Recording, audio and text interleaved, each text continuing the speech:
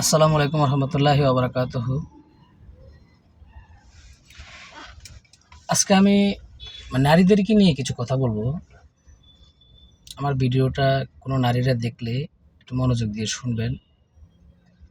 এটা আপনাদেরই উপকারে আসবে আশা করি ইনশাল্লাহ।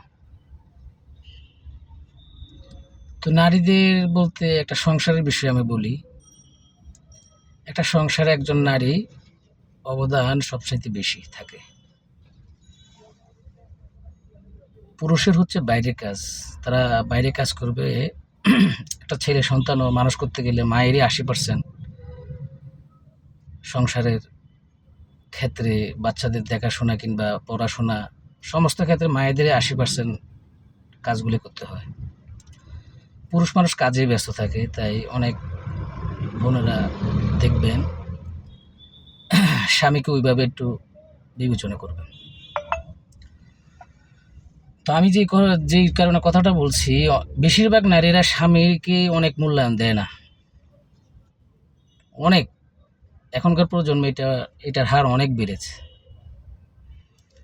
তো সেটা কীরকম, একজন নারী সবসময় চিন্তা করবেন আপনার স্বামী কী রকম ইনকাম করে, সেরকম একটা চিন্তা করবেন। সেরকম ইনকাম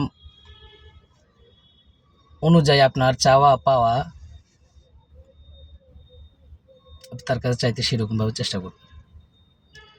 আপনার স্বামীর ইনকামের বাইরে আপনি বেশি কিছু আশা কিংবা স্বপ্ন দেখা ঠিক না।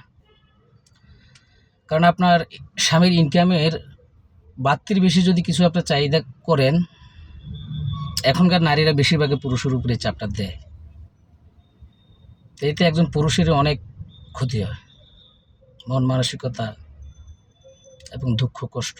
কারণ একজন পুরুষের আমি মনে করি 100% যদি সুখ থাকে, তার মধ্যে 90% সুখ হচ্ছে তার পরিবারের মাঝে, তার স্ত্রীর মাঝে।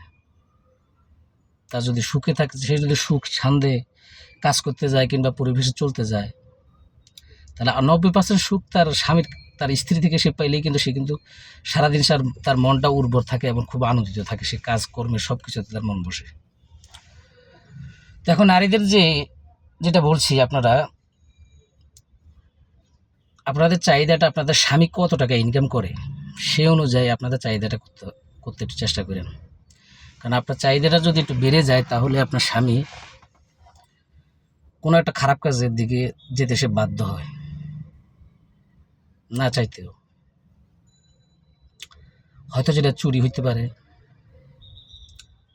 না হয়তো সেটা অন্য কোনো একটা খারাপ কাজ হতে পারে।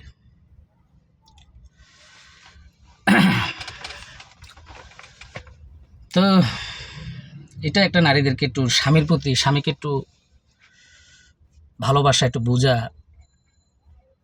একটু স্বামীর সাথে মুখোমুখি তর্ক না করা অযথা কিছু নেই। আরও অনেক কিছু বলার আছে, এখন বলতে পারলাম না। চেষ্টা করবেন এটা মানার জন্য একটু। আসসালামু আলাইকুম রহমতুল্লাহ।